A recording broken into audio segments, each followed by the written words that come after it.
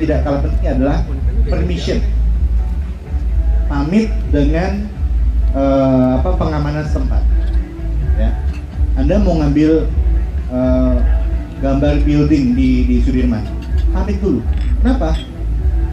Jangan lupa di sana ada banyak objek vital, misalnya kedubes, yang mereka pasti akan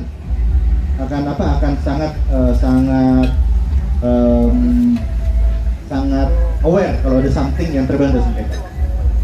Jangan lama-lama di atas rumah orang gitu, orang akan mau ada apa sih, mau ngintip apaan sih gitu. Itu etikanya. Jadi etika yang berlaku di offline itu juga kita lakukan di atas.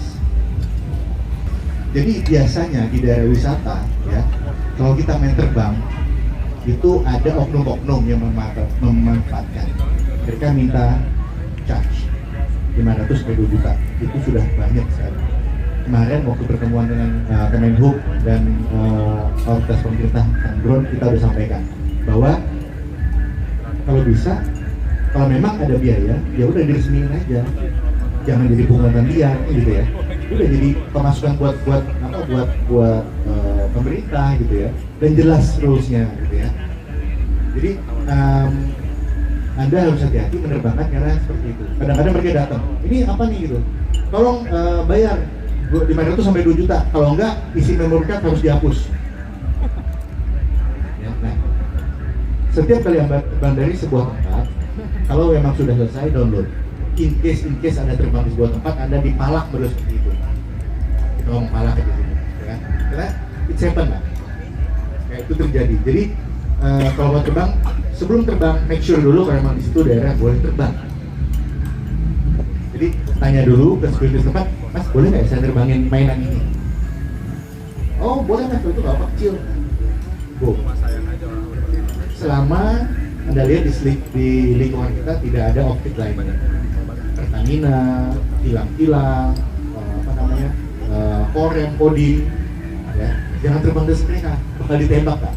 Di Cilandak waktu itu ada yang kena terbang di atas Mako, Cilandak itu kakao, Phantom, jatuh tembak dari bawah. Kira bakal datang ambil nggak? Nggak bakal ambil tentunya. Ngambil habis tuh kan.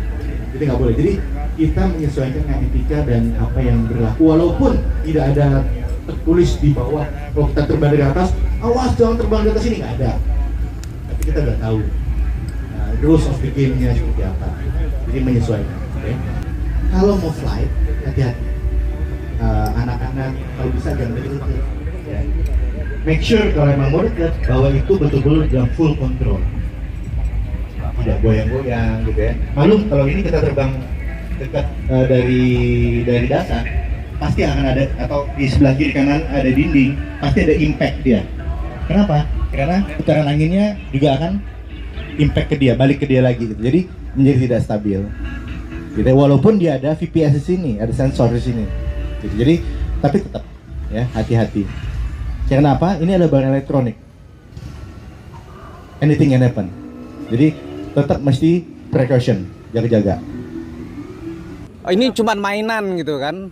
Nah ini sebenarnya rule-nya itu sebenarnya di luar negeri apakah semua drone itu sama atau memang dibedakan juga ya? Mungkin ada nggak spesifik khusus itu apa disebut mainan, apa disebut profesional gitu? Terima kasih. Dari aturan yang umum berlaku bagi Amerika, di Indonesia sesuai dengan permen gitu ya.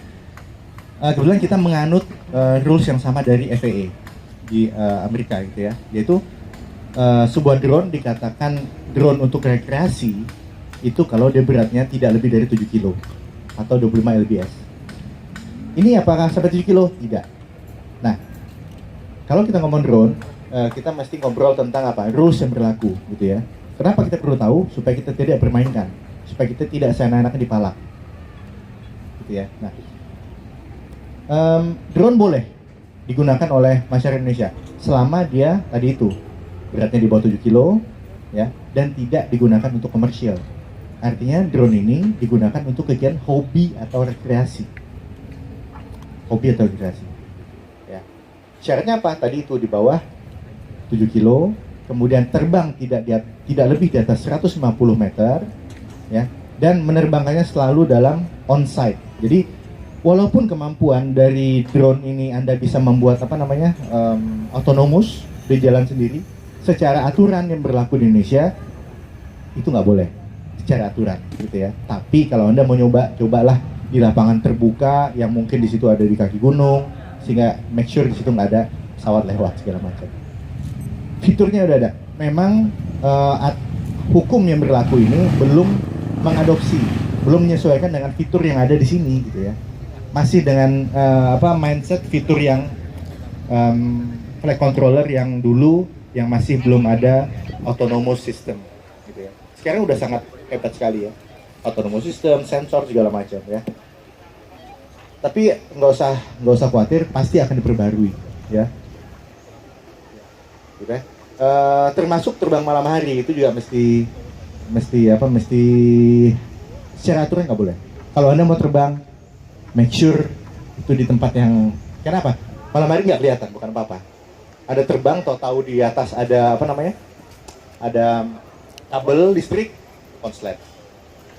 Ya, untuk menghindari seperti itu ya. Dan kalau malam hari itu kita nggak bisa ngelihat kan, walaupun lampunya terlihat kedap-kedip sekali di sini. Cuma untuk jaga-jaga.